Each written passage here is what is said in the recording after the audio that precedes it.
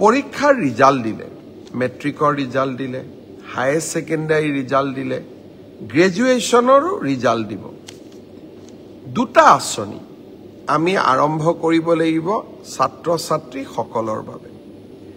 Graduation এইবাৰ 2024 আৰু 25 চনত যিসকল ছাত্ৰ ছাত্ৰীয়ে গ্ৰেজুৱেশ্যন পাছ কৰিলে তেওঁলোকক এইবাৰ আমি জীৱন প্ৰেৰণা আঁচনি আগবঢ়াম। নিযুত মইনাৰ হিতাধিকাৰীসকলে এই আঁচনি লাভ নকৰে, আন সকলো যুৱক যুৱতীক এই আঁচনি আমি আগবঢ়াম। 1 জুনৰ পৰা এই জীৱন প্ৰেৰণা আঁচনিৰ আবেদনৰ পৰ্টেলটো আমি মুকলি কৰি দিব খুজিছোঁ।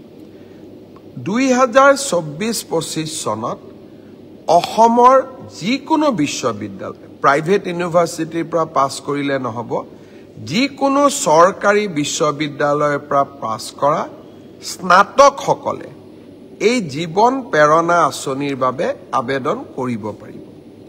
এই আঁচনিৰ জৰিয়তে আমি কি পাম? প্ৰতি মাহত আমি 2,500 টকা কৰি এবছৰৰ বাবে আমি লাভ কৰিম। এই টকাটো কিয় দিয়া হৈছে?